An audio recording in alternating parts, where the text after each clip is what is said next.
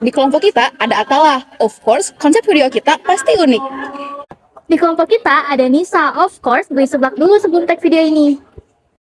Di kelompok kita ada Devita. Tentu aja tag-nya pakai HP Devita. Di kelompok kita ada Valentina, of course dia yang edit video ini. Di kelompok kita ada Tiasninya. Tentu aja bahasan kita bakal panjang banget.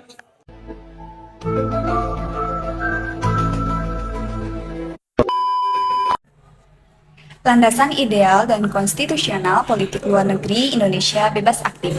Landasan ideal dalam pelaksanaan politik luar negeri Indonesia adalah Pancasila yang merupakan dasar negara Indonesia.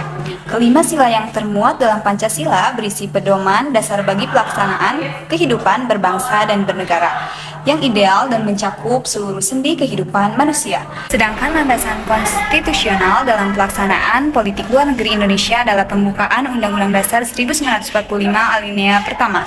Tujuan politik luar negeri bebas aktif adalah untuk mengabdi kepada tujuan nasional bangsa Indonesia yang tercantum dalam pembukaan Undang-Undang Dasar 1945 alinea keempat. Tujuan jangka pendek dan jangka panjang tidak terlepas dari sejarah Indonesia sebagai bangsa yang pernah mengalami penjajahan. Walaupun Indonesia sudah merdeka, perjuangan untuk melenyapkan imperialisme belum berakhir. Sebab negara-negara yang dianggap imperialis dan kolonialis masih ada dan berusaha menanamkan pengaruhnya. Indonesia berusaha pula menghindari dari keberpihakan pada dua blok yang bersengketa dan masuk menjadi anggota non-blok. Ketetapan-ketetapan MPR era Orde Baru dijabarkan dalam pola umum pembangunan jangka panjang dan pola umum pelita 2 hingga 6. Pada intinya, bahwa dalam bidang politik luar negeri yang bebas dan aktif diusahakan agar menciptakan perdamaian dunia yang abadi, adil, dan sejahtera. Sasaran yang harus dicapai dalam pelaksanaan politik dan hubungan luar negeri yaitu yang pertama, menegaskan kembali pelaksanaan politik bebas dan aktif menuju pencapaian tujuan nasional. Yang kedua, ikut serta di dalam perjanjian internasional dan peningkatan kerjasama untuk kepentingan rakyat Indonesia. Yang ketiga, memperbaiki performa penampilan diplomat Indonesia dalam rangka suksesnya pelaksanaan diplomasi proaktif di semua bidang. Lalu, yang keempat, meningkatkan kualitas diplomasi dalam rangka mencapai pemulihan ekonomi cepat melalui intensifikasi kerjasama regional dan internasional. Yang kelima, mengintensifkan kesiapan Indonesia memasuki era perdagangan bebas. Lalu yang keenam, memperluas perjanjian ekstradisi dengan negara-negara tetangga. Dan yang terakhir, mengintensifkan kerjasama dengan negara-negara tetangga dalam kerangka ASEAN dengan tujuan memelihara stabilitas dan kemakmuran di wilayah Asia Tenggara. Lahirnya politik luar negeri bebas aktif. Setelah proklamasi kemerdekaan pada tanggal 17 Agustus 1945, Indonesia belum memiliki rumusan yang jelas mengenai bentuk politik luar negerinya. Akan tetapi, pada masa tersebut, politik luar negeri Indonesia sudah memiliki landasan operasional yang jelas, yaitu hanya mengonsentrasikan diri pada 3 sasaran utama, yaitu memperoleh pengakuan internasional terhadap kemerdekaan RI, mempertahankan kemerdekaan RI dari segala usaha Belanda untuk kembali bercokol di Indonesia, mengusahakan serangkaian diplomasi untuk penyelesaian sengketa Indonesia-Belanda melalui negosiasi dan akomodasi kepentingan, dengan menggunakan bantuan negara ketiga dalam bentuk good office ataupun mediasi, dan juga menggunakan jalur Perserikatan Bangsa-Bangsa atau PBB. Politik luar negeri Indonesia masa demokrasi parlementer. Prioritas utama politik luar negeri dan diplomasi Indonesia pasca kemerdekaan hingga tahun 1950-an lebih ditunjukkan untuk menentang segala macam bentuk penjajahan di atas dunia, termasuk juga untuk memperoleh pengakuan internasional atas proses dekolonisasi yang belum selesai di Indonesia, dan menciptakan perdamaian dan ketertiban dunia melalui politik bebas aktifnya.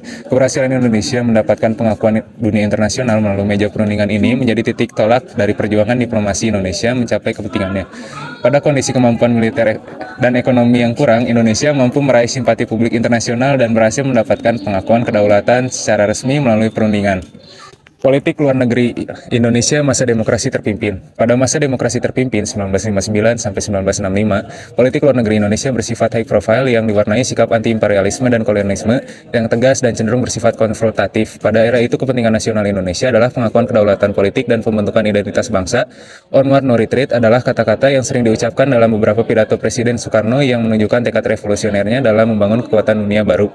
Dalam mempromosikan Indonesia ke dunia internasional, Presiden Soekarno juga menunjukkan bahwa dia mendapat dukungan dari seluruh lapisan masyarakat yang tercermin dari Nasakom, nasionalis, agama, dan komunis, yang diperhitungkan dapat menjadi satu kekuatan, Nasakom Jiwaku, untuk mengalahkan neokolonialisme dan imperialisme politik luar negeri. Pada masa demokrasi terpimpin juga ditandai dengan usaha keras Presiden Soekarno membuat Indonesia semakin dikenal di dunia internasional melalui beragam konferensi internasional yang diadakan maupun diikuti Indonesia. Tujuan awal dari dikenalnya Indonesia adalah mencari dukungan atas usaha dan perjuangan Indonesia merebut dan mempertahankan Irian Barat. Nah, selanjutnya politik luar negeri dalam masa Orde Baru. Pada awal reformasi, politik luar negeri Indonesia fokus pada pemulihan citra internasional dan ekonomi nasional. Di bawah Presiden Habibie, upaya tersebut dimulai dengan memperbaiki citra Indonesia pasca krisis ekonomi dan kerusuhan di Timur Timur. Kemudian, di bawah Presiden Wahid, hubungan dengan negara-negara barat membaik setelah Timur Timur merdeka. Megawati kemudian menjadi presiden, menandai kondisi politik dan ekonomi yang lebih stabil. Di bawah kepemimpinan SBY, Indonesia berhasil menarik investasi asing dan menjalankan kebijakan luar negeri yang proaktif dalam menyelesaikan konflik, dikenal juga sebagai mengarungi lautan bergelombang dan menjebatani dua karang.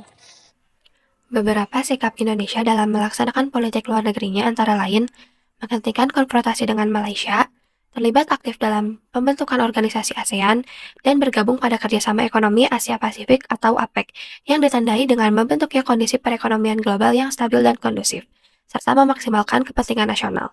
Indonesia juga masuk sebagai anggota negara-negara produsen atau penghasil minyak dalam OPEC. OPEC menjadi barometer pelaksanaan luar negeri di Indonesia dalam hal stabilitas perekonomian dunia. Dan selanjutnya, politik luar negeri pada masa reformasi. Pada awal Orde Baru, Indonesia mengubah pola hubungan luar negerinya dengan fokus pada pembangunan ekonomi. Presiden Soeharto mengambil langkah-langkah politik luar negeri seperti membangun hubungan baik dengan Barat dan menerapkan Good Neighborhood Policy melalui ASEAN. Tujuan utama politik luar negeri Soeharto pada awal penerapan New Order adalah memobilisasi sumber dana internasional untuk rehabilitasi ekonomi dan pembangunan. Konferensi Asia Afrika. Berakhirnya Perang Dunia pada Agustus 1945 seharusnya membawa perdamaian dunia. Namun kenyataannya di Asia Afrika masih terdapat konflik dan masalah baru. Wilayah ini menjadi panggung bagi permusuhan terbuka, terutama di Korea, Indochina, Palestina, dan Afrika Selatan. Situasi ini dipicu oleh munculnya dua blok kekuatan yang bertentangan, yaitu blok Barat yang dipimpin oleh Amerika Serikat dan blok Timur yang dipimpin oleh Uni Soviet. Hal inilah yang menjadi latar belakang munculnya gagasan untuk mengadakan Konferensi Asia Afrika. Kesadaran akan persamaan nasib, sejarah, dan tantangan yang dihadapi oleh bangsa-bangsa di Asia Afrika memicu untuk bersatu dan mencari solusi bersama. Konferensi Asia Afrika dilaksanakan pada tanggal 18 hingga 25 April 1955 di Gedung Merdeka, Bandung. Gerakan Non-Blok. Pelopor gerakan Non-Blok adalah negara-negara dunia ketiga yang beranggotakan lebih dari 100 negara. Hal ini mempresentasikan 55% penduduk dunia dan 2/3 dari anggota PBB. Gerakan Non-Blok ini dilatar belakangi oleh kekhawatiran pemimpin negara dunia yang tidak memihak blok Barat maupun blok Timur. Konferensi Asia Afrika juga menjadi latar belakang dari gerakan Non-Blok ini. Gerakan Non-Blok ini pertama kali dicanangkan pada konferensi tingkat tinggi pertama di Yugoslavia yang dihadiri oleh 25 negara dari Asia dan Afrika. Tujuan gerakan non-blok mencakup dua hal, yaitu tujuan ke dalam dan keluar. Tujuan ke dalam yaitu mengusahakan kemajuan dan pengembangan ekonomi, sosial, dan politik yang jauh tertinggal dari negara maju. Tujuan keluar yaitu berusaha meredakan ketegangan antara blok Barat dan blok Timur menuju perdamaian dan keamanan dunia. Misi pemeliharaan perdamaian Garuda. Indonesia memiliki peran aktif dalam turut melaksanakan ketertiban dunia. Salah satunya yaitu dengan mengirimkan kontingen Garuda ke daerah-daerah konflik di dunia. Beberapa konflik yang diselesaikan oleh kontingen Garuda yaitu yang ketika meletus perang saudara antara Vietnam Utara dan Vietnam Selatan, Indonesia diberikan kepercayaan oleh PBB untuk mengirimkan pasukannya sebagai pasukan pemelihara perdamaian PBB. Pasukan perdamaian Indonesia yang dikirim ke Vietnam itu disebut sebagai pasukan Garuda yang berkekuatan 290 pasukan. Pada tahun 1975, pasukan Garuda ditarik dari Vietnam karena seluruh Vietnam jatuh ke tangan Viet Cong atau Vietnam Utara yang komunis. Pada tahun 1975 hingga sekarang, Indonesia berperan aktif dalam melaksanakan ketertiban dunia. Ditandai dengan didirikannya IPSC pada 2012. Latar belakang ASEAN. Setelah berakhirnya konflik antara Indonesia dan Malaysia, negara di Asia Tenggara merasa diperlukannya kerjasama regional untuk memperkuat kestabilan sosial dan ekonomi di wilayah Asia Tenggara. Oleh karena itu, muncullah pertemuan antara menteri pada tanggal 5-8 Agustus di Bangkok.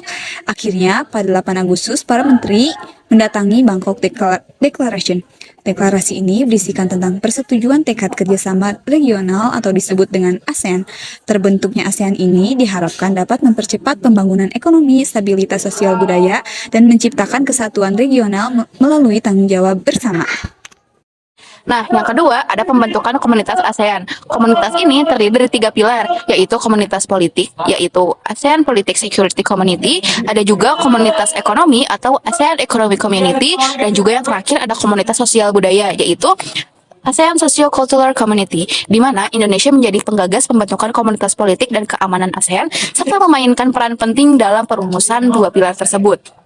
Nah, upaya kesepakatan pembentukan ini semakin kuat dengan ditandai adanya tanda tangan deklarasi Cebu mengenai percepatan pembentukan komunitas ASEAN pada tahun 2015 oleh para pemimpin ASEAN pada KTT ke-12 ASEAN di Cebu, Filipina 2007. Nah, komunitas ASEAN ini merupakan wadah untuk lebih mempererat integrasi masyarakat ASEAN untuk menyesuaikan cara pandang keterbukaan dalam menyikapi perkembangan dunia. Komunitas ini berpusat pada masyarakat untuk penguatan kesetiakawanan dan persatuan dalam perbedaan. Persatuan dan kesetiakawanan ini dibangun melalui penguatan identitas dan juga pembangunan masyarakat yang saling peduli, berbagi, dan juga harmonis. Selanjutnya ada Organisasi Konferensi Islam atau OKI. Organisasi ini merupakan organisasi internasional yang anggotanya terdiri atas negara-negara Islam di seluruh dunia yang didirikan pada 22 September 1969 saat KTT negara-negara Islam di Rabat, Maroko atas prakarsa Raja Faisal dari Arab Saudi dan Raja Hasan II dari Maroko. Latar belakang didirikannya organisasi ini dipicu oleh peristiwa pembakaran Masjid Al-Aqsa yang terletak di kota Al-Quds, Yerusalem pada tanggal 21 Agustus. Peristiwa pembakaran tersebut menimbulkan reaksi keras dunia terutama dari kalangan umat Islam. Saat itu dirasakan adanya kebutuhan yang mendesak untuk mengorganisir dan menggalang kekuatan dunia Islam serta mematangkan sikap dalam rangka mengusahakan pembebasan Al-Quds. OKI didirikan berdasarkan pada keyakinan atas agama Islam, penghormatan pada piagam PBB dan hak asasi manusia, dan kontribusi nyata Indonesia sebagai anggota ini yang paling memiliki peran strategis adalah tahun 1993 di mana Indonesia menerima mandat sebagai ketua Komite of Six yang bertugas memfasilitasi perundingan damai antara Moro National Liberation Front dengan pemerintah Filipina. Selanjutnya ada Deklarasi Juanda. Pada tanggal 13 Desember 1957, pemerintah RI mengeluarkan sebuah klaim atau pernyataan yang menjadi salah satu dasar kedaulatan wilayah yang baru setelah proklamasi kemerdekaan 1945 dan setelah konferensi meja bundar 1949. Karena pernyataan tersebut dilakukan pada masa Perdana Menteri Juanda Kertawijaya, maka lebih dikenal sebagai Deklarasi Juanda. Deklarasi ini merupakan suatu perjuangan bangsa Indonesia untuk memperjuangkan batas wilayah laut sehingga wilayah Indonesia merupakan suatu kesatuan yang utuh dilihat dari berbagai aspek, yaitu aspek sosial, politik, budaya, dan juga hankam. Melihat kondisi geografis Indonesia yang unik, banyaknya wilayah laut dibanding darat, menyadarkan pemerintah Indonesia bahwa persoalan wilayah laut merupakan faktor penting bagi kedaulatan negara. Selanjutnya ada Jakarta Informal Meeting 1 dan juga 2. Pada tahun 1970, di Kamboja terjadi kudeta kekuasaan yang menyebabkan perang saudara berlangsung sangat lama serta berlarut-larut. Sihanouk sebagai pelaku kudeta ini memilih untuk mengasingkan diri ke Beijing. Dalam rangka penyelesaian konflik Kamboja, berbagai upaya telah dilakukan untuk mencapai sebuah perdamaian, termasuk Indonesia yang sangat mengusahakan hal tersebut terjadi. Dari awal 1980, di mana konflik internal tengah mengalami eskalasi yang sangat memprihatinkan dan mengemban tugas sebagai penghubung, Indonesia mampu menjalani fungsi tersebut dengan baik. Pada pertengahan tahun 1987, Indonesia memprakarsai cocktail party sehingga berhasil mendapatkan kesempatan Ho Chi Minh City Understanding antara Menteri Luar Negeri RI dan juga Menteri Luar Negeri Vietnam dan ditindaklanjuti dengan JIM 1. Pertemuan yang merupakan babak baru dalam upaya mewujudkan perdamaian ini untuk pertama kalinya menghasilkan pertemuan masing-masing fraksi yang bertikai di Kamboja. Dengan demikian, Indonesia memainkan peran sentral dalam upaya mediasi penyelesaian konflik internal di Kamboja ini. Perkembangan dari pembicaraan tersebut kemudian dilanjutkan melalui JIM 2 yang membahas mengenai banyak aspek. Nah, jadi kita udah mempelajari banyak hal nih tentang kebijakan politik luar negeri Indonesia dari masa kemerdekaan sampai masa reformasi. Kita juga udah mempelajari bagaimana sih peran aktif Indonesia di panggung dunia, yang mana itu tuh didasari oleh alinea keempat di Undang-Undang Dasar 1945 mengenai ketertiban dunia yang berdasarkan kemerdekaan abadi dan perdamaian sosial. Maka disusunlah suatu Undang-Undang Dasar Negara Republik Indonesia